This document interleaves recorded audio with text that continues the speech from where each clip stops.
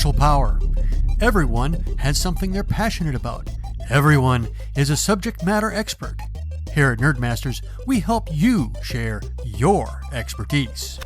In our digital world, we Toastmasters must master basic communication technologies in conjunction with speaking and leadership skills. We formed the Nerdmasters Advanced Club to expand our understanding of technology so we can better serve our clubs and our communities.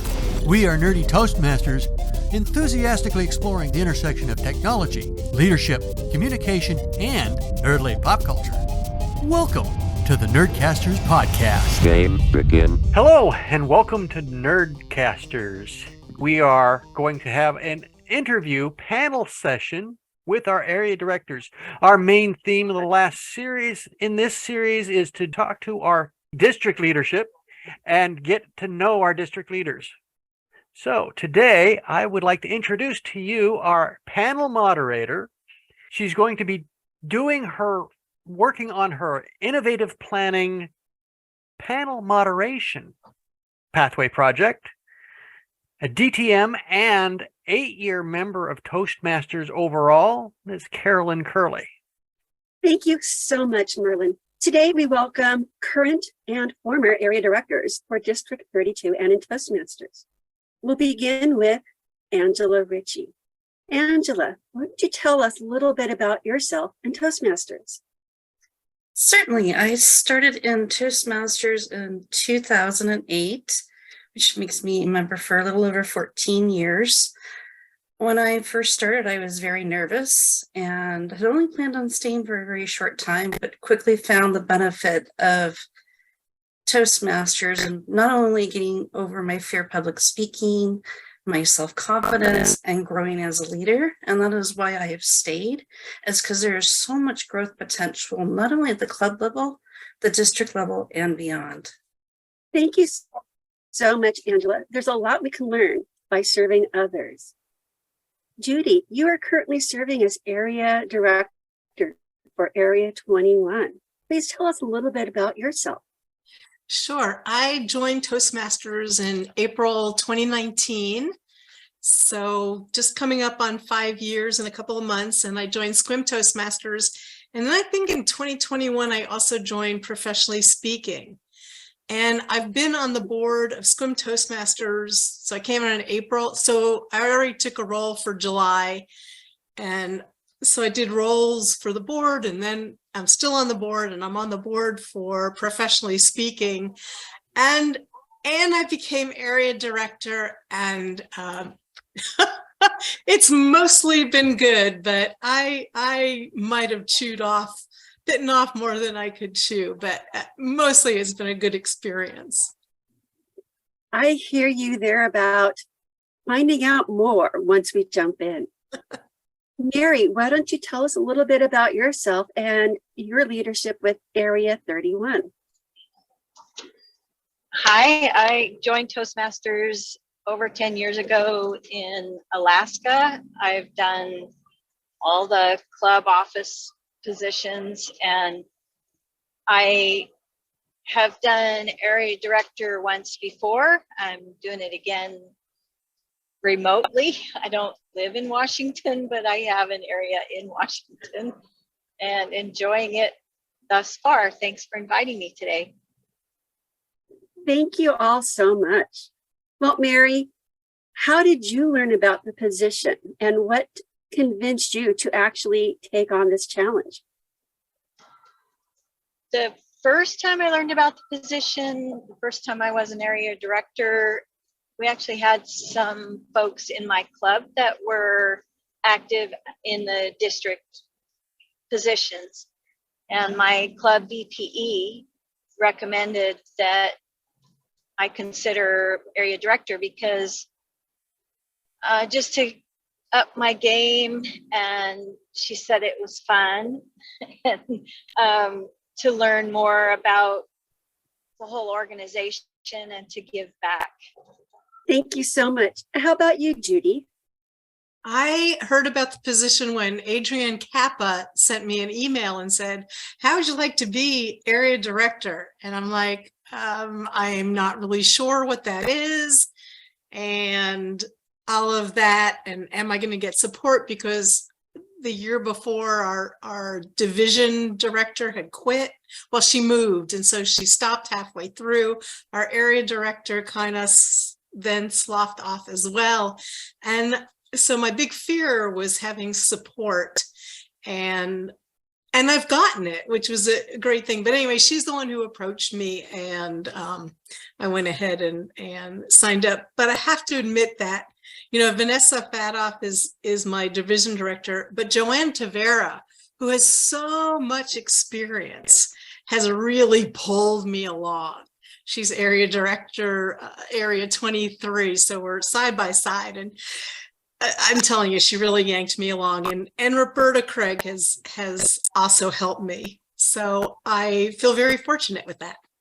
That just goes to show that sometimes when you ask for help, we're there. And another thing that it shows is that you are not alone. Angela, what can you share about the positions of area director? How did you hear about it, and what did you gain from them? When I first heard about it, I was serving as vice president of membership of my club. It was within my first year of Toastmasters. I had the privilege of our area director at the time, Doug Mills, visiting the club, and that's how I first found out about the position. I was also very fortunate that Doug was proactive with area councils and had the top 3 club officers of every club in his area meet at least quarterly to talk about what the clubs are doing well, share challenges, and then he would periodically have a guest speaker to come in and talk about various different topics. The club president at the time highly encouraged me to take on additional roles. They encouraged me to do president, and then after president, they were nudging me to do area director because they saw that I was always inquisitive and curious and knew that it would push me out of the shell that I had been in and would help me with my self-confidence challenges. I learned so much. I learned first most that you do not have to know every answer that is asked of you. If you don't know, you always say it's a great question. Take that back to your leadership. So as Judy mentioned, you can go talk to your division director, your district director, the other members, and they can all help you with the challenges that you're hearing from your clubs and take that back. I also loved it because it was a great opportunity to visit other clubs and learn from other clubs and find little nuggets here and there that each club does great, and take that back to your own club and make your own club environment more robust. The second time around when I served as area director, it was interesting because that was right when COVID hit. So we went from meeting in person to meeting online. And that was a great opportunity to encourage clubs at the time, because it was a very unknown of how long COVID was going to last, to encourage clubs to think about sustaining their meetings and keeping their membership engaged and going online. So that was a great challenge, and it was different opportunities from when I first served as area director. That brings us to challenges and struggles, not only time management, technology, personality.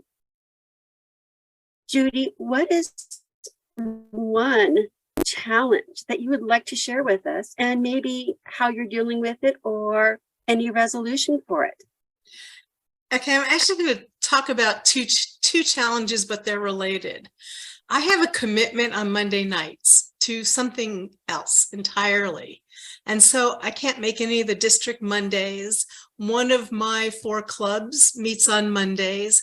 So Joanna stepped in and did the club visits for me, even though I worked with them on Club Success Plan. But that is a struggle, and I don't really have a workaround for that, except to just pass on information, get other people, if it has to be a club visit, someone else has to do it. And I don't know a way around that except to depend on other people to help me out. Depending on others. That's another way we get people to help out. Mary, what kind of challenges do you face with your job as area director? No, right now I have one club I have more than one club that is struggling, and seeing clubs face demise is tugs at your heartstrings, because even the officers that are working so hard to keep it alive, you feel for them. And I've just kind of been in Toastmasters long enough now that while it hurts my heart a bit to see a club be dissolved, I also know that it's just not worth the energy and work. At some point, it's not worth the energy for all of us, and it's better overall to release that, let it go, join another club that's thriving, and enjoy your time in Toastmasters rather than making it onerous and not gratifying at all. It should be about growth and not busting your butt for something that's going nowhere. So I've kind of gone full circle from putting so much energy into trying to help the club live to, hey guys, why don't you just let it go and go find a club that's doing good and put your energy in that and enjoy it for once. That circle coming around. We all see clubs being born. We don't talk about them going away. But being aware of that process is part of an area director's responsibility, because then we can actually find a way to say, great job, you did what you could. Here's how we can move on. Think about how clubs can do that with members. Can we celebrate when members graduate from Toastmasters and leave? How does that work with club and membership? What do you enjoy most about your role? Mary. What I enjoy most, there's a couple things. I enjoy meeting all the people, like attending these other Toastmasters clubs and seeing how they conduct it, and just being impressed by the competence and the innovation and the creativity and the fun that other clubs have. And the other thing I like is having control of and being involved in the planning of district events, the trainings or the contests. I like being involved in that kind of planning because I like being in control of the quality. Being in control of quality, being in control. Delegate, right? Judy, what do you most enjoy about your role this year so far? I think what I've most enjoyed, doing club visits. I had visited my clubs a little more often during a while ago, and then I kind of had stopped doing it, and so this forced me to go back and visit clubs that I had visited before with a slightly different eye. And I think more than that is knowing people's goals, knowing what people's goals are, what the club goals are, helping them with the club success plan, trying to help where I can, or get others to help where they can. All of that has been really fun. That all has been really fun. So I enjoy that. Well, thank you for that. Angela, I'm going to start with a different question for you. Through Toastmasters, what have you gained outside of Toastmasters? For me, I have gained so much. As I mentioned earlier, I was extremely petrified speaking in a group. Anything more than one person, forget it, when I first joined. So for me, one of the things I've gained the most is just being comfortable getting in different environments and getting up and speaking. In my environment at work, I can go anywhere from dealing with an enlisted officer at the first rank to a 3-star general. And being able to go from the different environments and feeling comfortable having those conversations and not being petrified is one of the things I've gained the most. I've also just gained self-confidence, and even though at times we all feel a little bit nervous, is being comfortable harnessing that nervousness and learning that sometimes it's just excitement, and then just controlling that excitement to where you feel like you can actually have a coherent conversation, but still know that you're nervous on the inside is one of the great benefits of Toastmasters. I really like hearing that. Excitement through confidence and confidence through excitement.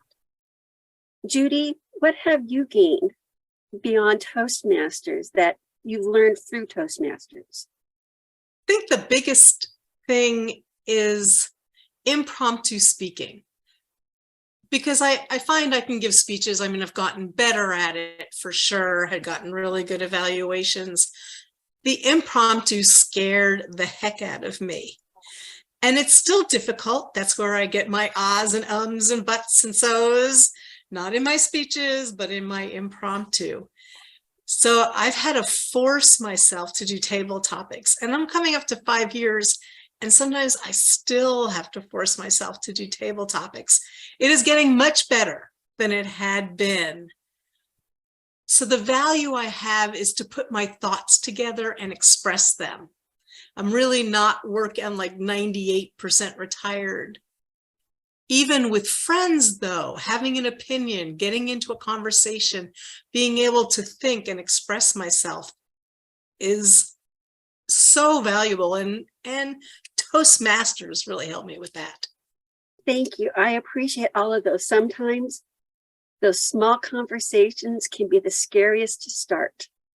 Mary, what have you learned from Toastmasters that has taken you beyond Toastmasters? Where do I start? A couple of things that I want to pass along regarding having been an area director are, first of all, I learned that not everyone is me. Not everyone is motivated the same way. Not everyone has the same amount of free time to put into Toastmasters. Not everyone runs their meetings the same way. Not everyone has the same goals, interests. And so when you're an area director and you're visiting these other clubs and meeting all these people, we're driving by where I used to work, by the way, I learned that not everyone was motivated the same way I am. And I needed to, ingest those lessons about leading in a voluntary situation and figuring out how to motivate these club officers to, get the most out of the club and get the most out of Toastmasters and so that their whole club prospers. So that's one thing. And then I learned also that I can lead and motivate people who I don't really know and I don't see every day, and I don't have any power over. So the first time I served as area director, it seems like 100 years ago, we were still a council, so it was a smaller organization. And I got area director of the year. I got a distinguished area.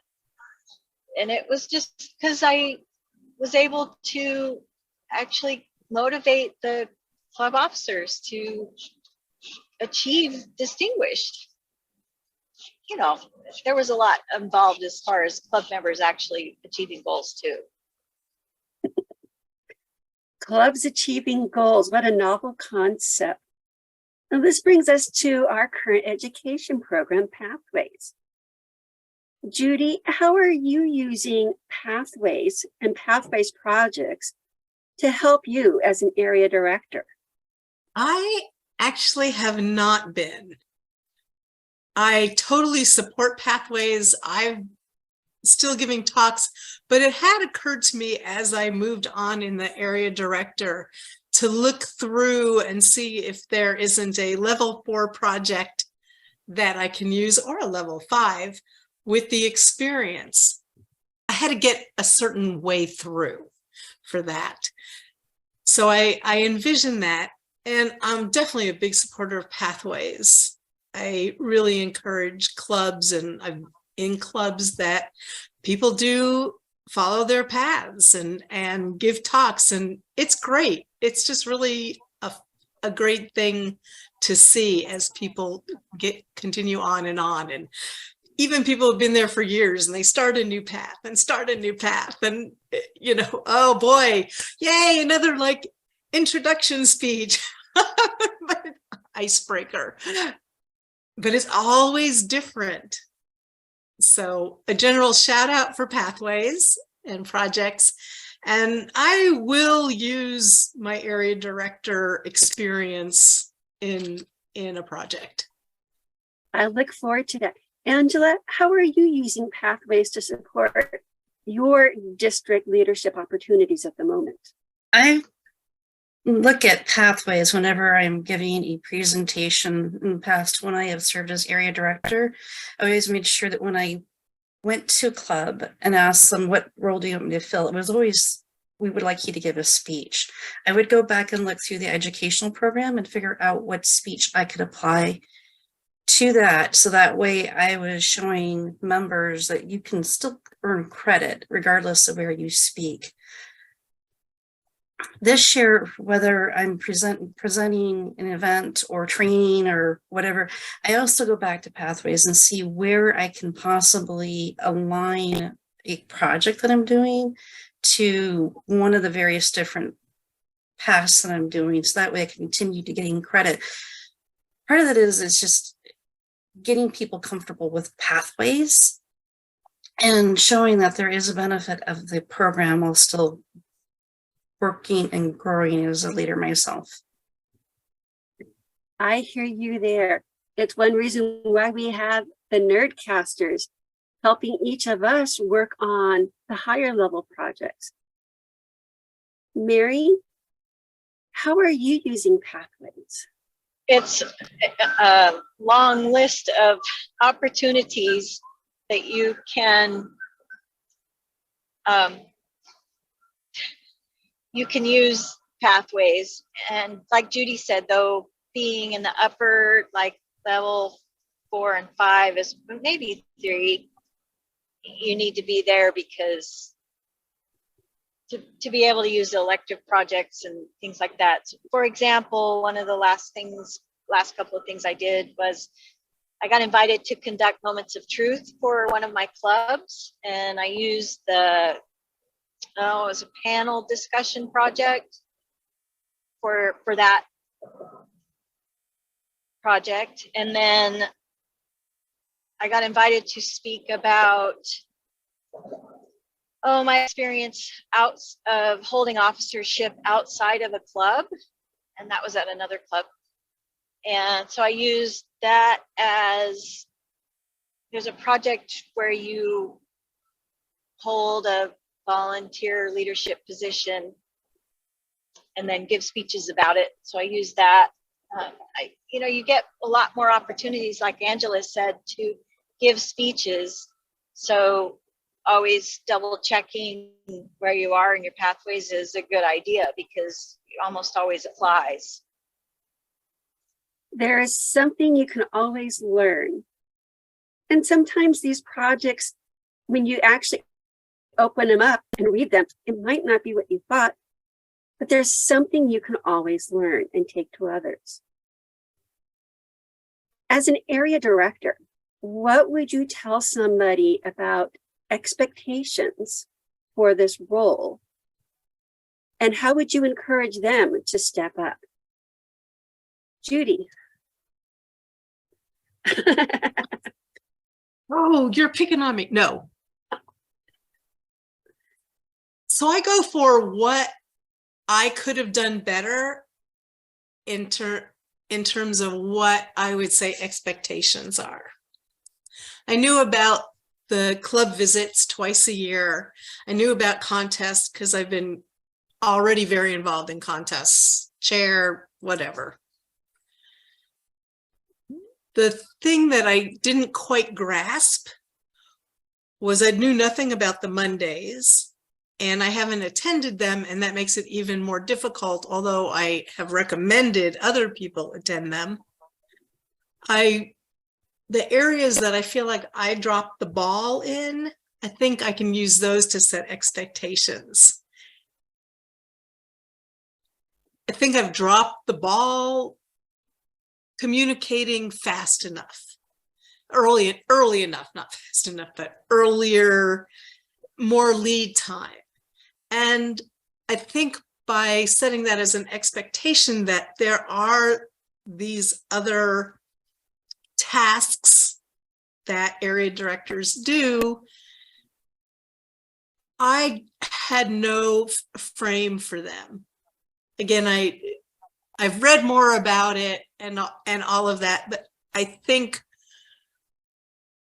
that would be what I would do to help set expectations, to talk to them where I fell short. And none of it was difficult. I just didn't know. Even though I've read about area director responsibilities, it doesn't sink in until you're doing it. That's what I think I would share mostly, are my struggles, and then also the fun times, because no one's going to come in if all you talk about are struggles, and plenty of it has been fun. I'd emphasize that too. Thank you. Thank you so much, Judy. The struggles help us with managing our expectations. The fun leads to the excitement. Mary, what would you tell someone to encourage them to consider becoming an area director? There is a time commitment for sure, and that you cannot get from reading the list of responsibilities. Like, Jesus, how much Disney clubs is easy enough to figure out how long that's going to take. It's an hour visit, but you've got to prepare for the visit. You've got to, if you're doing your job, you should research the club and see their situation before you go visit them. And type in the post-visit report takes no time. The other things that it kind of, you can't get a feel for are being available for district events, the trainings, the contests, the conferences.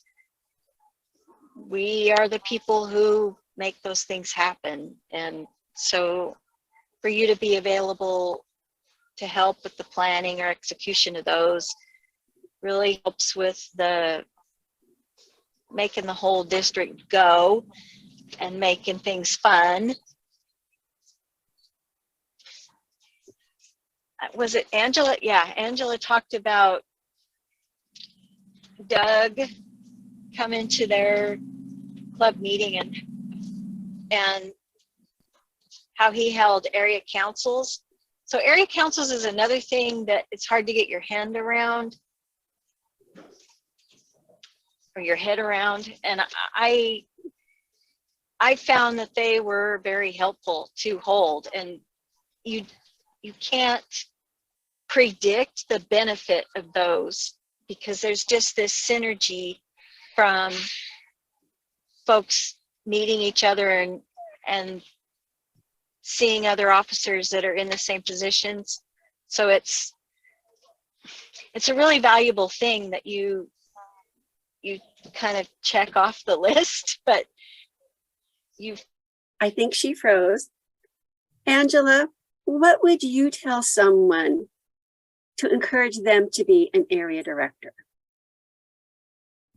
Great question. So there's, as folks have already mentioned, there's a part of it is there's that time commitment.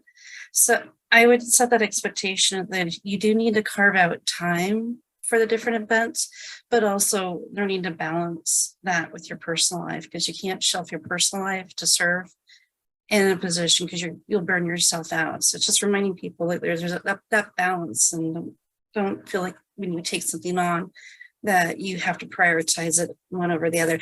I'd also encourage them to really the benefits of it. And because we've talked about earlier, is you don't have to know everything. And I think that's one of the fears that keeps people from serving in leadership positions.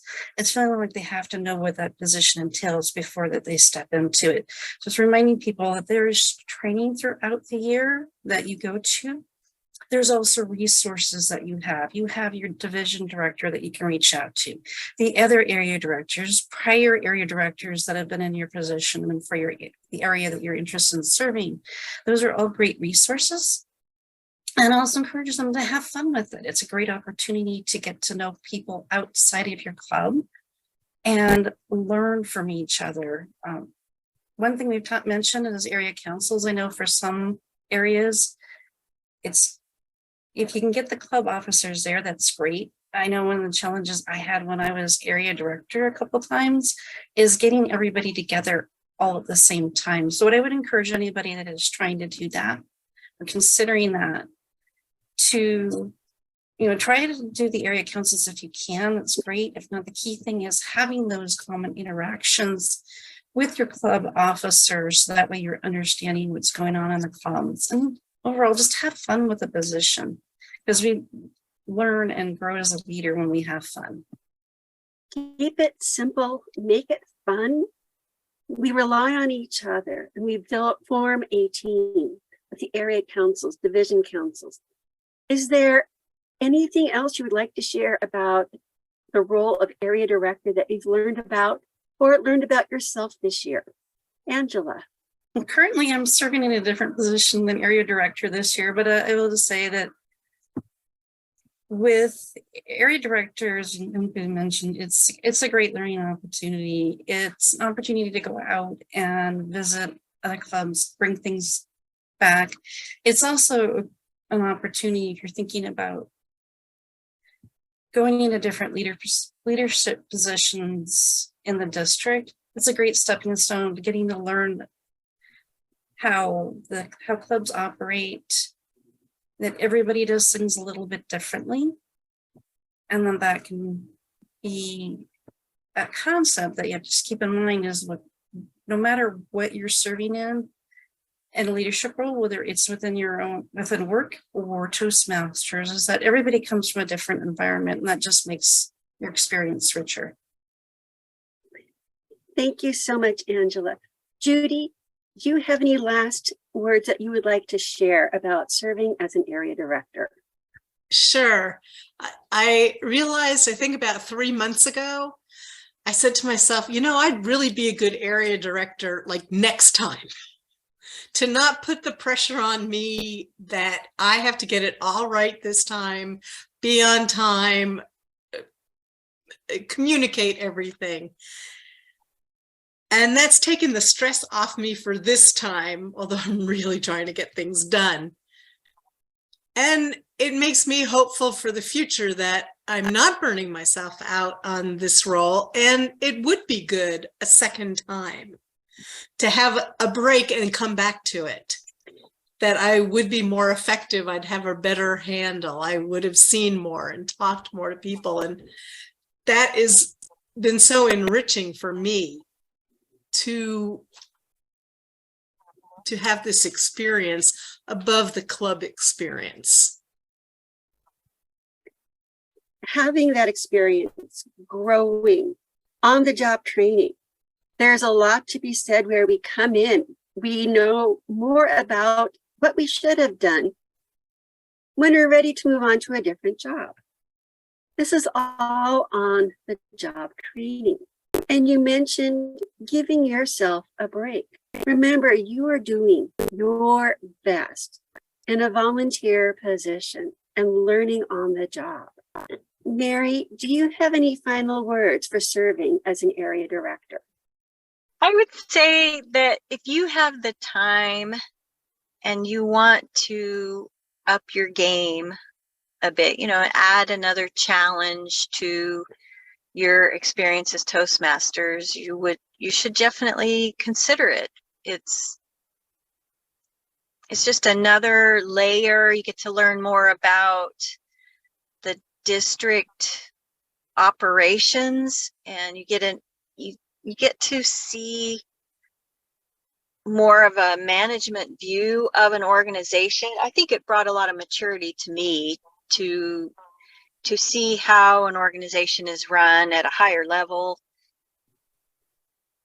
And that applies to your job or to any other organization, that there's long-term budgets and there's long-term planning and there's larger goals towards everyone's progress that you don't see when you're down in the trenches. Thank you so much for sharing those views. Each and every one of you have served as an area director. I want to thank you for sharing your experiences and encouragement to future leaders from District 32. As we share what we've learned, encourage others, I see each one of you have been given back to our members. Thank you for participating in this panel discussion. Merlin, do you have any final words as our Nerdcaster cat herder? Whether you identify as a gamer, technology nut, or just have a commitment to studying how technology is changing and improving both leadership and communication, our Nerd Herd has a place for you. Find out more about us at our website, nerdmasters.org.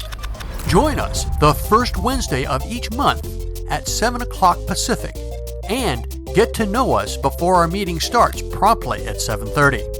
You will visit our club and enjoy it. Resistance is futile. Game over.